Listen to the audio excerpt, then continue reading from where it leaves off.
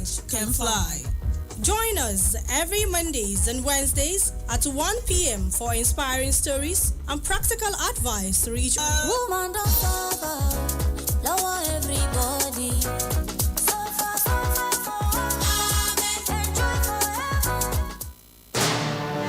This is our journey. We've had our finest moments.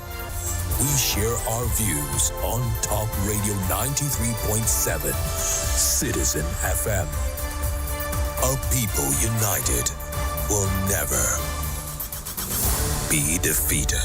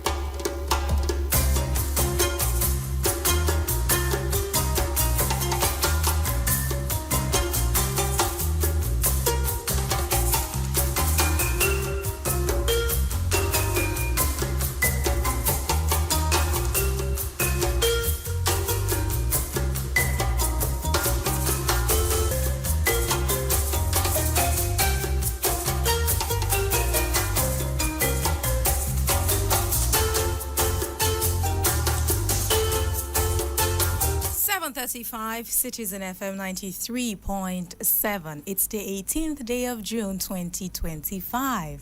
Wow. Gradually, we're past the mid-month. I mean, the time when you say we're mid-month, we've passed it. God, hitting me home, hitting me hard. Anyway, welcome. Thank you for joining us today on News Across Africa. We'll be taking a trip around Africa. We have reports from Kenya, Senegal, Sudan, Togo, Mali. It's going to be a long ride, so come with us.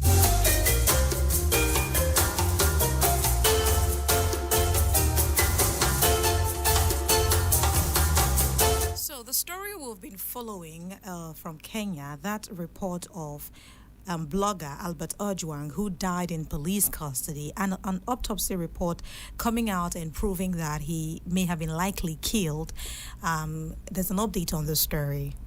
Protesters took to the streets again, protesting some more.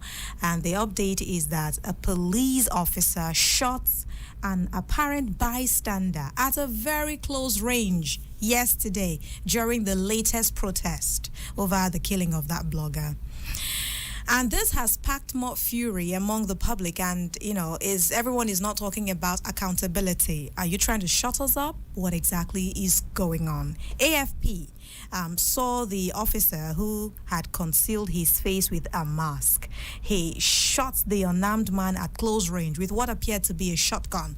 The man, who had been holding a packet of face masks, was believed to be a vendor, and he was caught up in a confrontation with two officers while standing on a sidewalk right there in the city of Nairobi in Kenya. One officer shot him in the head as he walked away. The man was being treated at Kenya's latest referral government hospital along with 10 other people who were injured in the demonstration. And the hospital spokesperson said the injuries included gunshot wounds. There's been a statement released from the by the police. The police in a statement expressed concern, and they said that the officer had been arrested. Yesterday, just in case you did not know, yesterday hundreds of protesters clashed with police in Nairobi as they were demanding the arrest of the Deputy Inspector General of Police who started this whole thing. How would I put this now? For whose reason is that how to put it? Yeah. Who was why this whole thing started? Remember, Eliud Langat is the Deputy Inspector General of Police on whom the blogger Ojwang did a report. And Eliud Langat accused Ojwang of peddling false information about him, or he filed a defamation complaint against Ojwang, and Ojwang was arrested in June 6, and then he died in police custody. So the protesters are saying that this story about how that he said he was going to step aside until further investigations are concluded. Well, that was not enough. Anyway, the protest yesterday turned violent after motorcycle riders accosted protesters and passers-by. They snatched phones, they snatched bag. Protesters set a motorcycle ablaze. There are videos. There are videos on social media, especially on platforms that promote news across Africa. Several riders and protesters were injured, according to the report. And since last year, several activities and protests have been recorded, especially as it concerns civilian versus police update. Anyway, let's hear what some of the street protesters had to say. Personally, I wish a lot of people, especially those who have been paid to disrupt this protest, to understand that we are fighting for justice and it affects every one of us, including them. At some point, it will be their turn for them to be attacked by the police and brutalized. And we are saying before that.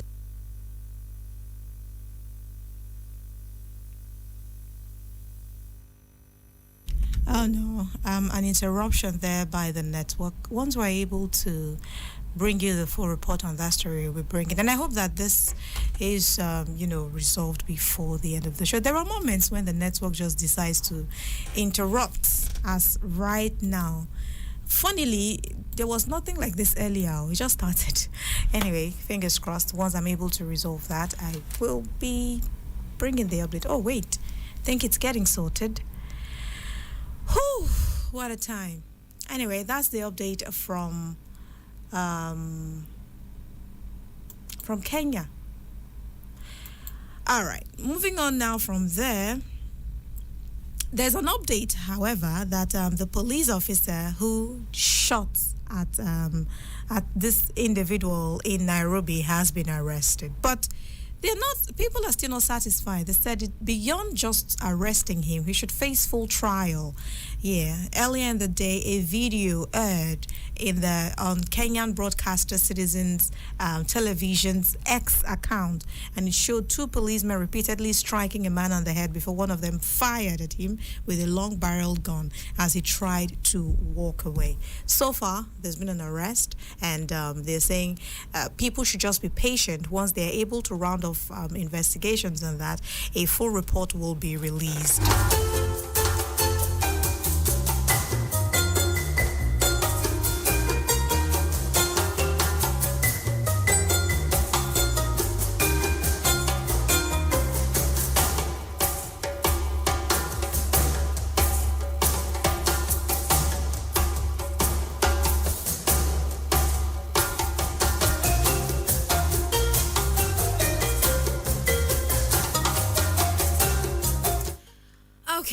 From up there, from east there, let's go somewhere else. Sudan government has ordered the reopening of universities in Khartoum. The Prime Minister of Sudan, Dr. Camille El Tayyib Idris, has directed the reopening of universities in Khartoum, the country's capital. In a memo to the Ministry of Higher Education and Scientific Research, the Prime Minister directed that a proper assessment of the damages and repairs be done following the attacks on the university buildings and research centers.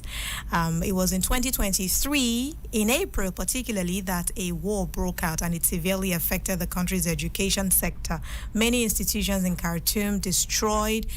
They saw that some of the materials that they had were rendered unusable, and we also saw a lot of international students studying in Sudan had to, return to their original home of, what's it called now? Yeah, their home countries. Yes, some Nigerians even had to return to Nigeria. We still have an update, or what do I call it now? Ripple effect of the situation. We've had some of them cry out and say they're unable to take some examination, they're unable to register since they returned from Sudan. Anyway, back in Sudan now, there is a directive that the universities be reopened. Perhaps they may want to go back. We don't know yet. But whatever the update is, be sure that we'll bring them your way. The Prime Minister directed the National Center for Curricular and Educational Research to include lessons fostering peace, national unity, and that the country should also reject hate speech in their journey to national recovery and reconciliation. But what we know for now, though, is that there is not a specific date given yet for the reopening. But of course, it's a ray of hope just knowing that they are in talks about, reopening universities in Khartoum. 24,000 people have died since the war broke out in 2023, though the number is likely far higher. But we also know that about 13 million people have had to leave their homes, including 4 million who had to cross into other countries in search of a safer space. And that alone created the world's worst humanitarian crisis, and part of the country has been pushed into famine. But the fighting has been marked by what some reports call atrocities, including mass rape, ethnically motivated killings that amount to war crimes and crimes against humanity, especially in Darfur region. And this report is according to the United Nations and International Rights Group.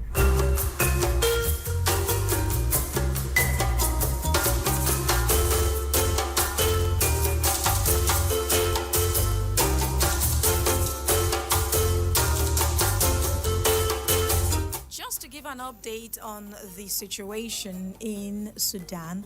The Independent International Fact-Finding Mission for the Sudan highlighted the increased use of heavily weaponry in populated areas, and it's marked a sharp rise in violence against humanity.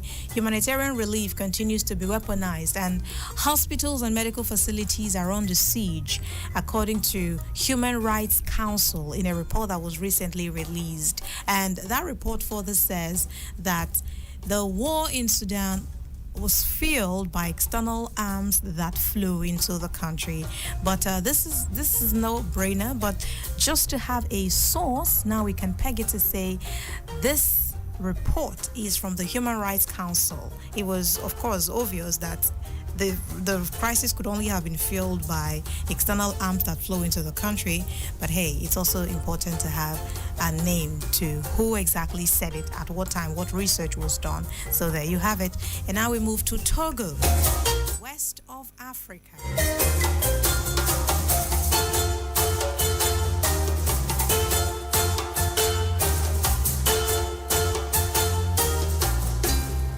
Togo has suspended broadcasts by 2 French state-owned networks for 3 months. Why? They say that there's a lack of impartiality in their reporting. That's what a government agency in Togo said. Radio France International, RFI, and France 24 are the networks that are being suspended for a few months. In fact, according to a statement from the High Authority for Audiovisual Communication in Togo, it said this measure follows repeated failings already reported and formally recalled in matters of impartiality, rigor, and fact-checking. Several recent broadcasts have relayed inaccurate, biased, and very contrary to fact information, undermining the stability of Republican institutions and the country's image. Freedom of the press cannot be synonymous with disinformation or interference. That's what the High Authority for Audiovisual Communication, Togo, had to say. The agency, however, did not provide any detail on what reporting by the French network led to the decision, but they said, generally speaking, they are not going to tolerate their style of broadcasting anymore. Fabrice Pechez, who is chairman of the Togolese Media Observatory, told the Associated Press that while he understood the ruling, he said they do not support the decision and they hope that steps will be taken to quickly restore these media operations in the country. But since early June, tensions have been rising, particularly on social media, and he is hoping that a dialogue can be opened between the media concerned and the authorities who passed this verdict. Citizen FM 93.7. Let's take a break, a very quick one, and when we come back, we'll take the rest of the story. We still have reports from Mali. Did you miss out on the news during the week? Not to worry. Retrospect is here to make up for the missed information. Retrospect is a complete package of all the major news headlines that made the airwaves from Sunday to Saturday. Join me, Esther Nwusu, on the program Retrospect on Citizen 93.7 FM Abuja every Sunday at 6 p.m. Retrospect. We keep you informed.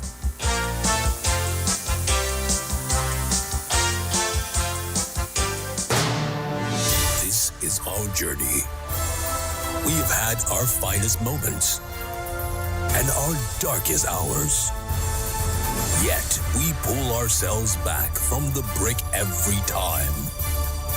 We are a resilient people. We are Nigeria. And when we talk, we share our views on Talk Radio 93.7 Citizen FM. A people united will never be defeated.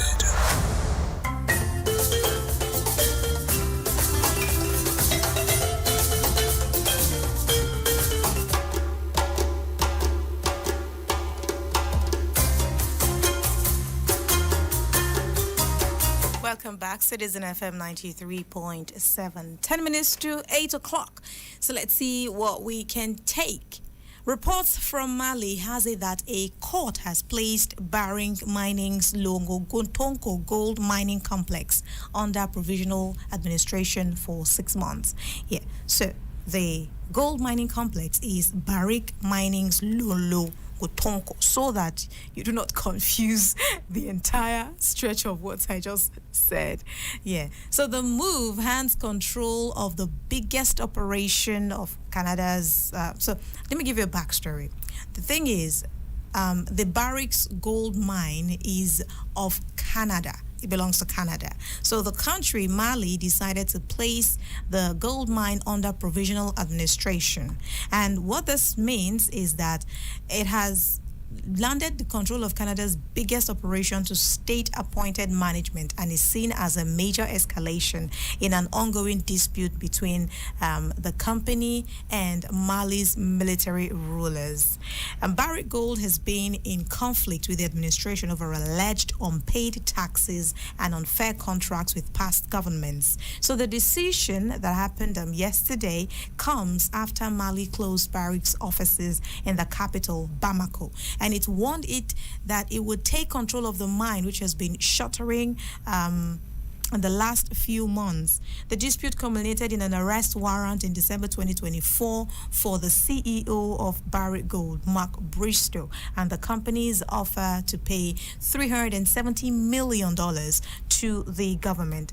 And Barrick submitted a request for arbitration to the International Center for Settlement of Investment Disputes to address disagreements with Mali, but the government of Mali took a series of escalatory measures, including the arrest of the employees who remain detained and the suspension of gold exports. But what we know for now is that,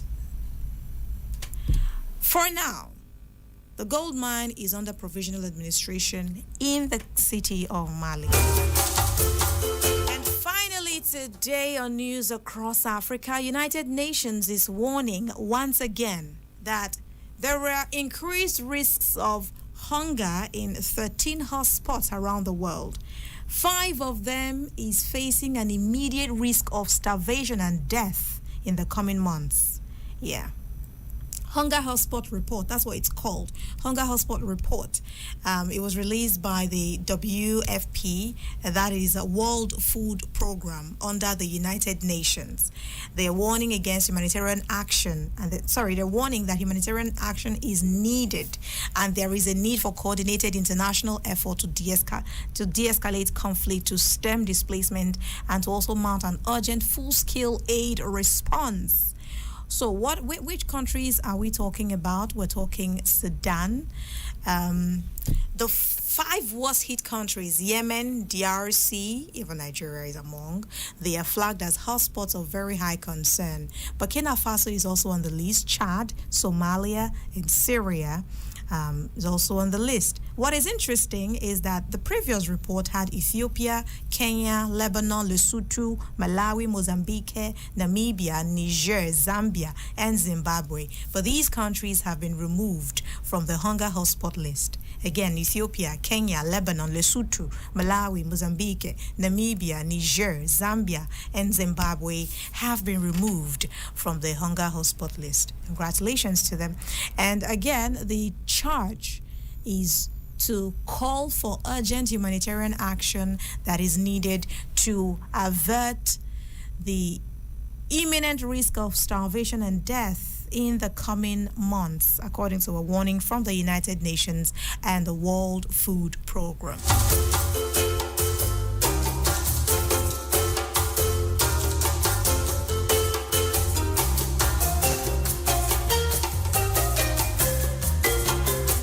The size of news across Africa today. At 8, newspaper headlines will be coming your way on Citizen FM 93.7. Do stay with us.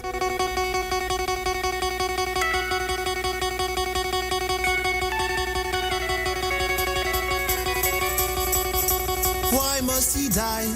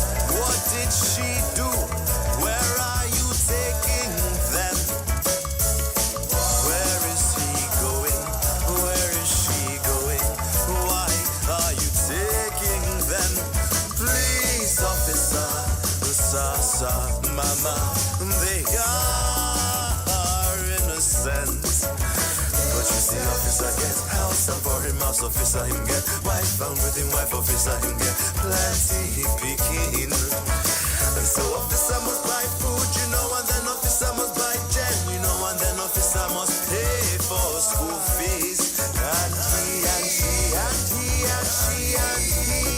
must find money from with which salary. Oh yes, from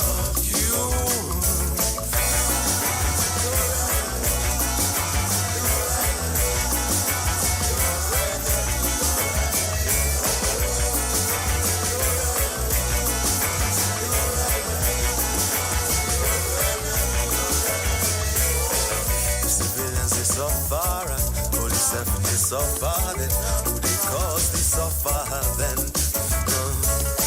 The civilians they suffer and police they suffer then, who they